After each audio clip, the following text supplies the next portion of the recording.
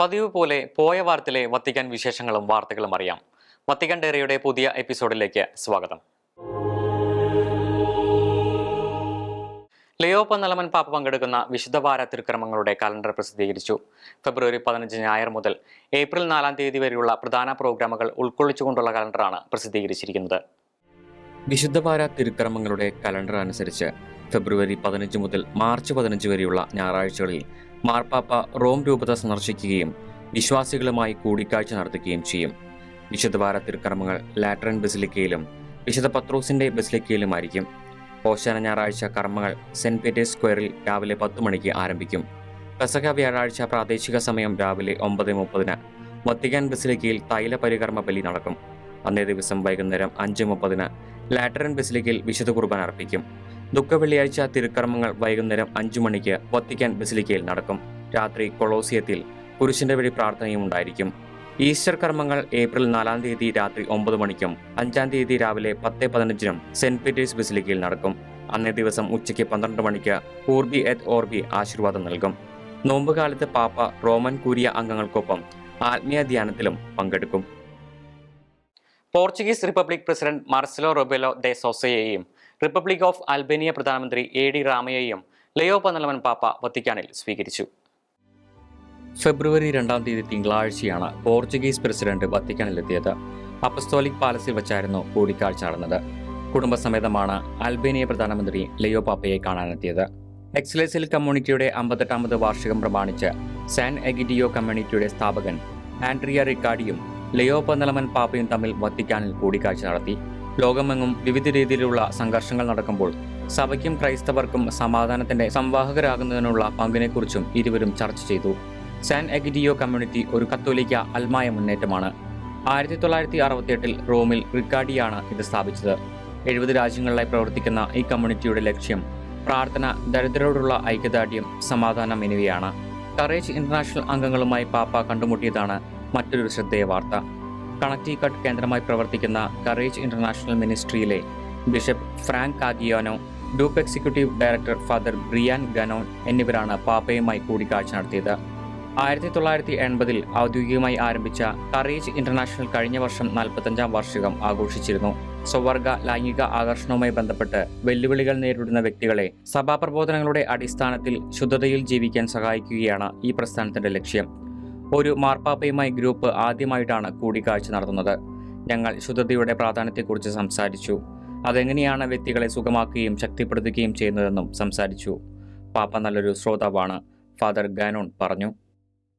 Eastern orthodox സഭയിലെ യുവവൈദികരെയും സന്യാസികളെയും അഭിസംബോധന ചെയ്ത് ലിയോ പന്തലമൻ പാപ്പ Armenian, Coptic, Ethiopian, Eritrean, Malankara, Syriac Orthodox എന്നീ വിഭാഗങ്ങളിൽ നിന്നുള്ളവരായിരുന്നു പാപ്പയെ സന്ദർശിച്ചത്. ക്രിസ്തുവിന്റെ സമാധാനം നിങ്ങൾ ഓരോരുത്തരുടെയും കൂടെ ഉണ്ടായിരിക്കട്ടെ എന്ന് ആശംസിച്ച പാപ്പ പങ്കുവയ്ക്കുന്ന വിശ്വാസത്തിൽ എല്ലാവരും വളരണമെന്നും പറഞ്ഞു. റോമിൽ പഠന സന്ദർശനത്തിനായി എത്തിയവരായിരുന്നു യുവവൈദികരും സന്യാസിമാരും. ഡിക്കാസ്ട്രി ഫോർ പ്രൊമോട്ടിംഗ് ക്രിസ്ത്യൻ യൂണിറ്റിയാണ് പ്രോഗ്രാം സംഘടിപ്പിച്ചത്.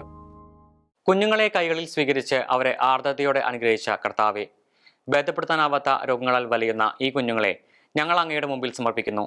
ഫെബ്രുവരിയിലെ പ്രേ വിത്ത് പോപ്പ് എന്ന വീഡിയോ ആരംഭിക്കുന്നത് ലിയോ പാപ്പയുടെ ഈ പ്രാർത്ഥനയോടെയാണ്. ഭേദപ്പെടുത്താൻ കഴിയാത്ത അസുഖങ്ങളുമായി ബുദ്ധിമുട്ടുകൾ അനുഭവിക്കുന്ന കുട്ടികൾക്ക് വേണ്ടി പ്രാർത്ഥിക്കുക എന്നതാണ് ഫെബ്രുവരി മാസത്തെ പ്രത്യേക പ്രാർത്ഥനാ നിയോഗമായി പാപ്പ തിരഞ്ഞെടുത്തിരിക്കുന്നത്.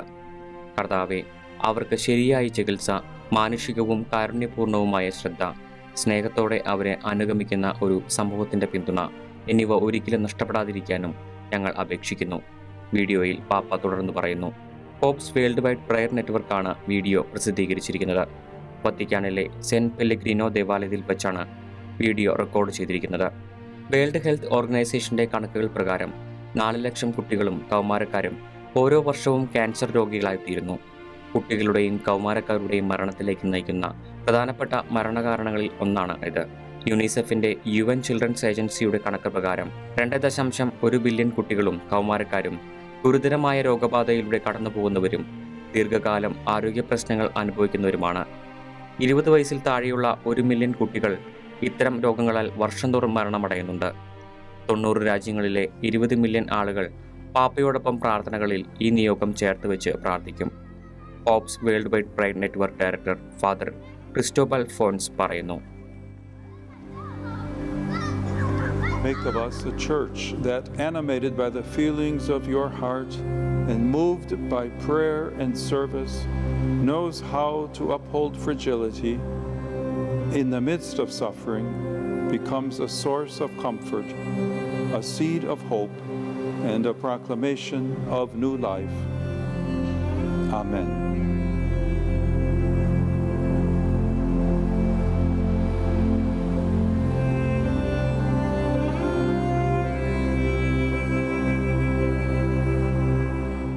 കുട്ടികളെ അപകടങ്ങളിൽ നിന്ന് സംരക്ഷിക്കുകയും അവരുടെ അവകാശങ്ങളെ സംരക്ഷിക്കുകയും ചെയ്യണമെന്ന് മാർപ്പാപ്പ.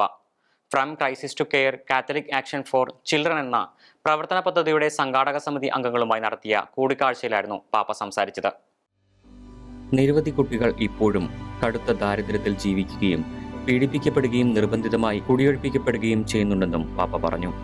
ഒരു കുട്ടിയുടെ അവിഭാജ്യവും സമഗ്രവുമായ വികാസത്തിന് അമ്മയിൽ നിന്നും അപ്പനിൽ നിന്നും സ്നേഹം സ്വീകരിക്കാനുള്ള കുട്ടിയുടെ അവകാശം നിഷേധിക്കരുതെന്ന ഫ്രാൻസിസ് മാർപ്പാപ്പയുടെ ആഹ്വാനവും ലയോ പാപ്പ അനുസ്മരിച്ചു. ഫ്രാൻസിസ് മാർപ്പാപ്പയുടെ വാക്കുകൾ ഉദ്ധരിച്ചുകൊണ്ടാണ് പാപ്പ സന്ദേശം ഉപസംഹരിച്ചതും. മോശം കാര്യങ്ങളിൽ നിന്ന് ലോകത്തെ ശുദ്ധീകരിക്കാനും സൗഹൃദവും ബഹുമാനവും കൊണ്ട് നിറം നൽകാനും എല്ലാവർക്കും മനോഹരമായ ഭാവി കെട്ടിപ്പടുക്കാനും നിങ്ങളെ സഹായിക്കാൻ ഞങ്ങൾ ആഗ്രഹിക്കുന്നു, പാപ്പ പറഞ്ഞു. Sister Raffaella Petrini commission for reserved matters അംഗമായി ലയോ പാപ്പ നിയമിച്ചു. 2020 ഫ്രാൻസിസ് മാർപ്പാപ്പയാണ് കമ്മീഷൻ ഫോർ റിസർവ്ഡ് മാറ്റേഴ്സിന് രൂപം നൽകിയത്. ഇതിൽ മെമ്പറാകുന്ന ആദ്യ വനിതയാണ് സിസ്റ്റർ റാഫെല്ല പെട്രീനി. വത്തിക്കാന്റെ സാമ്പത്തിക കരാറുകൾ നൽകുന്ന ഉത്തരവാദിത്തമാണ് കമ്മീഷനുള്ളത്. 57-കാരിയായ sister Raffaella governorate of the Vatican city സ്റ്റേറ്റിന്റെ പ്രസിഡന്റായി 2025 മാർച്ച് 1 മുതൽ സേവനം ചെയ്തു വരികയാണ്. വത്തിക്കാൻ സ്റ്റേറ്റിലെ ഏറ്റവും ഉയർന്ന പദവിയാണ് ഇത്. Franciscan sisters of the Eucharist അംഗവും മികച്ച എക്കണോമിസ്റ്റുമാണ് സിസ്റ്റർ റാഫെല്ല. Institute for the works of religion അഥവാ വത്തിക്കാൻ ബാങ്കിന്റെ കർദിനാൾ കമ്മീഷന് പ്രസിഡന്റായി കർദിനാൾ ജൂസപ്പ പെത്രോക്കിയെ മാർപ്പാപ്പ നിയമിച്ചതാണ് മറ്റൊരു ശ്രദ്ധേയ നിയമനം. കർദിനാൾ ഷോൺ ബോൺ സ്ഥാനമൊഴിയുന്ന സാഹചര്യത്തിലാണ് കർദിനാൾ ജൂസപ്പ പെത്രോക്കിയെ പാപ്പ നിയമിച്ചത്. സിസ്റ്റൈൻ ചാപ്പലിലെ അന്ത്യവിധി ചിത്രത്തിന്റെ പുനരുദ്ധാരണ പ്രവർത്തനങ്ങൾക്ക് തുടക്കമായി. 3 മാസത്തോളം നീണ്ടു നിൽക്കുന്നതാണ് പുനരുദ്ധാരണ പ്രവർത്തനങ്ങൾ എന്ന് വത്തിക്കാൻ അറിയിച്ചു. എന്നാൽ സന്ദർശകർക്ക് സിസ്റ്റൈൻ ചാപ്പൽ സന്ദർശിക്കുന്നതിന് ഇത് തടസ്സമാകില്ല. 1536 മുതൽ 1541 വരെയുള്ള കാലഘട്ടത്തിൽ മൈക്കലാഞ്ചലോ പൂർത്തിയാക്കിയ വിഖ്യാതമായ ചുമർ ചിത്രമാണ് അന്ത്യവിധിയുടേത്. 30 വർഷങ്ങൾക്ക് ശേഷമാണ് ചിത്രത്തിന്റെ പുനരുദ്ധാരണ പ്രവർത്തനങ്ങൾ ഇപ്പോൾ നടക്കുന്നത്. അന്തരീക്ഷ മാലിന്യം ചിത്രത്തിന്റെ യഥാർത്ഥ സൗന്ദര്യത്തിന് മങ്ങലേൽപ്പിച്ച സാഹചര്യത്തിലാണ് പുനരുദ്ധാരണ പ്രവർത്തനങ്ങൾ. ലോകം മുഴുവൻ അത്ഭുതത്തോടെ നോക്കിക്കാണുന്ന അത്ഭുത സൃഷ്ടിയാണ് സിസ്റ്റൈൻ ചാപ്പലിലെ ദി ലാസ്റ്റ് ജഡ്ജ്മെന്റ്. പേര് സൂചിപ്പിക്കുന്നത് പോലെ ക്രൈസ്തവ വിശ്വാസത്തിന്റെ ഏറ്റവും ഗൗരവമേറിയ സത്യങ്ങളിലൊന്നായ അന്ത്യവിധിയാണ് ഇതിൽ ചിത്രീകരിച്ചിരിക്കുന്നത്.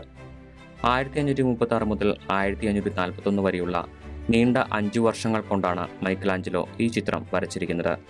ക്ലെമൻ 7-ാമൻ പാപ്പയുടെ കാലത്താണ് ചിത്രരചന ആരംഭിച്ചതെങ്കിലും പോൾ 3-ാമൻ പാപ്പയുടെ കാലത്താണ് അത് പൂർത്തിയാക്കപ്പെട്ടത്. സിസ്റ്റൈൻ ചാപ്പലിന്റെ മേൽക്കൂരയിലെ ചിത്രരചനയ്ക്ക് ശേഷമാണ് ഇതിന്റെ രചനയിലേക്ക് കടന്നതെന്ന് വിശ്വസിക്കപ്പെടുന്നു. ന്യായവിധി നടത്തുന്ന ശക്തനായ ന്യായാധിപനായി ക്രിസ്തുവിനെ അവതരിപ്പിച്ചിരിക്കുന്നു. പരിശുദ്ധ അമ്മയും വിശുദ്ധരും രക്തസാക്ഷികളും ഈ ചിത്രത്തിൽ കടന്നു വരുന്നുണ്ട്. വത്തിക്കാനിലെ ഫ്ലോറിസ്റ്റ് ഓഫീസിലെയും ബിൽഡിംഗ് സർവീസിലെയും ഡയറക്ടേഴ്സും അംഗങ്ങളും സകുടുംബം മാർപ്പാപ്പയുമായി കൂടിക്കാഴ്ച നടത്തി. ജോലിക്കാരുടെ സേവനങ്ങൾക്ക് പാപ്പ നന്ദി പറഞ്ഞു. ജൂബിലി വർഷത്തിന്റെ സമാപനത്തിൽ അവർ കാണിച്ച പ്രതിബദ്ധതയെ മാർപ്പാപ്പ പ്രത്യേകം പരാമർശിച്ചു. എന്താണ് ഫ്ലോറിസ്റ്റ് ഓഫീസ് എന്ന് ഇനി നോക്കാം. വത്തിക്കാനിൽ നടക്കുന്ന വിവിധ പരിപാടികൾക്ക് പിന്നിൽ നിശബ്ദമായി പ്രവർത്തിക്കുന്നവരുടെ ഓഫീസാണ് ഫ്ലോറിസ്റ്റ് ഓഫീസ് എന്ന് ചുരുക്കി പറയാം. അതായത് പാപ്പയുടെ ഔദ്യോഗിക ചടങ്ങുകളിലും ലിറ്റർജിക്കൽ ആഘോഷങ്ങളിലുമുള്ള പുഷ്പാലങ്കാരങ്ങളുടെ മുഴുവൻ ചുമതലയും ഇവരുടേതാണ്. Saint Peter's basilica, saint Peter's square, apostolic palace എന്നിവിടങ്ങളിലെ പുഷ്പാലങ്കാരം, ക്രിസ്തുമസ്, ഈസ്റ്റർ അവസരങ്ങൾ, വിശുദ്ധ പദ പ്രഖ്യാപനങ്ങൾ തുടങ്ങിയവയിലെ വേദിയുടെ അലങ്കാരങ്ങൾക്ക് പിന്നിലുള്ളത് ഇവരുടെ കൈകളാണ്. അതുപോലെ തന്നെ കോൺക്ലേവ് നടക്കുമ്പോൾ സിസ്റ്റൈൻ ചാപ്പലിലെ അലങ്കാരങ്ങളും പിന്നീട് പുതിയ മാർപ്പാപ്പയെ പ്രഖ്യാപിക്കുന്ന ചടങ്ങുകളിലെ അലങ്കാരങ്ങളും ഇവരുടെ ഉത്തരവാദിത്തമാണ്. 40ഓളം പേരാണ് ഇതിലുള്ളത്.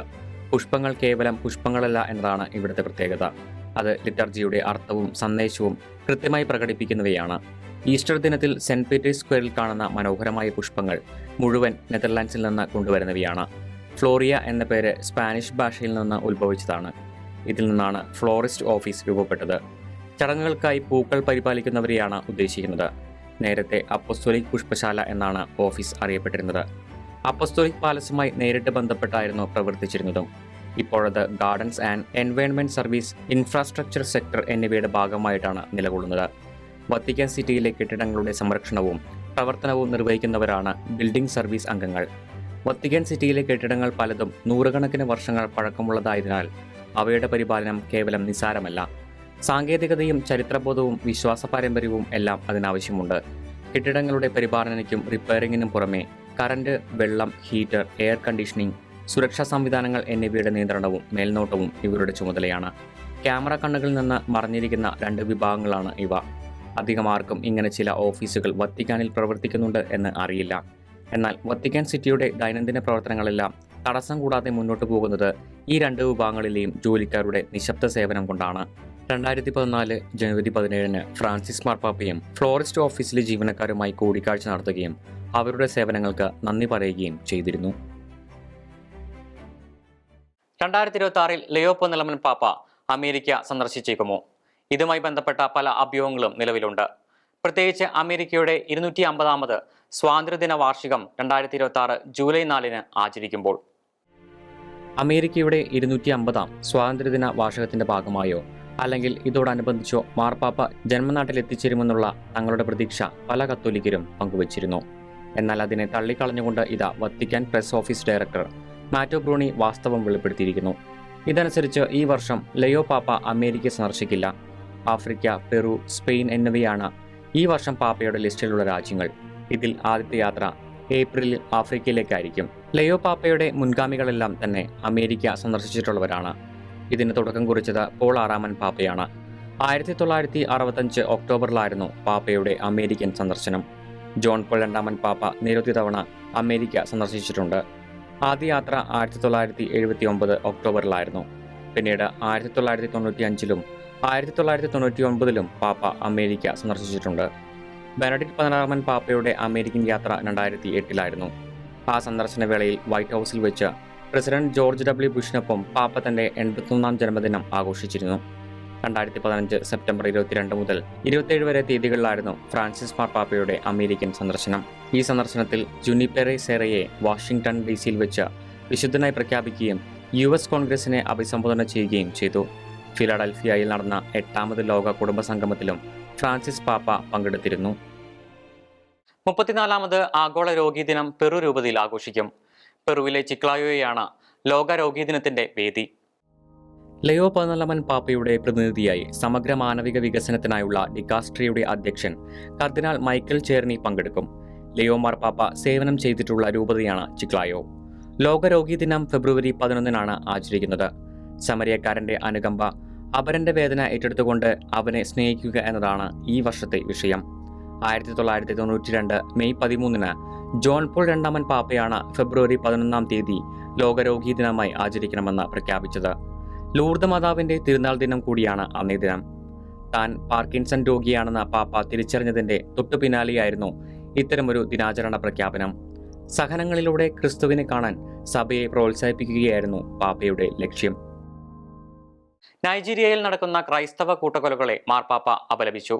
ഞായറാഴ്ചയിലെ ആജലസ് പ്രാർത്ഥനയ്ക്കിടയിലാണ് പാപ്പ നൈജീരിയയിലെ കൂട്ടക്കൊലപാതകങ്ങളെ അപലപിച്ചത്. നൈജീരിയയ്ക്ക് വേണ്ടി പ്രാർത്ഥിക്കണമെന്ന് പാപ്പ അഭ്യർത്ഥിച്ചു. ഫെബ്രുവരി 3 160 പേരാണ് നൈജീരിയയിലെ വോറോ ഗ്രാമത്തിൽ കൊല്ലപ്പെട്ടത്. കഴിഞ്ഞ 3 ദിവസങ്ങളിലായി 51 പേരെ തട്ടിക്കൊണ്ടുപോവുകയും 6 പേരെ കൊല്ലുകയും ചെയ്തിട്ടുണ്ട്. കാഡുന സ്റ്റേറ്റിലെ വിവിധ ഗ്രാമങ്ങളിലായിട്ടാണ് ഈ ക്രൂരകൃത്യം നടന്നത്. ഇക്കഴിഞ്ഞ ശനിയാഴ്ച വെളുപ്പിന് 3 മണിക്ക് കാജുറുവിലെ കാർക്കു ഹോളി ട്രിനിറ്റി ദേവാലയത്തിലെ വികാരി ഫാദർ നദാനിയേലിനെ ഉൾപ്പെടെ 11 പേരെ അക്രമികൾ തട്ടിക്കൊണ്ടുപോയിട്ടുണ്ട്. തീവ്രവാദികളുടെ സ്വൈര്യവിഹാരത്തിനിടയിൽ സ്വസ്ഥമായ ജീവിതം നയിക്കാൻ കഴിയാതെ വിഷമിക്കുകയാണ് നൈജീരിയയിലെ ക്രൈസ്തവർ.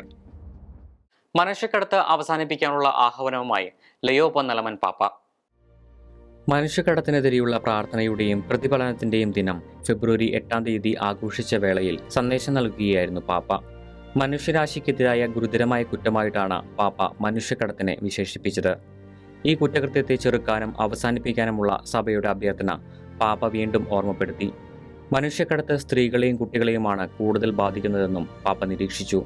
സമ്പന്നരും ദരിദ്രരും തമ്മിലുള്ള അന്തരം വർദ്ധിപ്പിക്കുന്നത് പലരെയും അപകടകരമായ അവസ്ഥയിൽ ജീവിക്കാൻ പ്രേരിപ്പിക്കുന്നുവെന്നും ഇത് മനുഷ്യക്കടത്ത് നടത്തുന്നവരുടെ വഞ്ചനയിൽ ഉൾപ്പെടുവാൻ അവരെ ഇടയാക്കുന്നുവെന്നുമുള്ള യാഥാർത്ഥ്യവും പാപ്പ അവതരിപ്പിച്ചു. വത്തിക്കാൻ ഡയറി ഇവിടെ പൂർണ്ണമാകുന്നു. അടുത്ത ആഴ്ച പുതിയ വാർത്തകളും വിശേഷങ്ങളുമായി കണ്ടുമുട്ടാം. നന്ദി.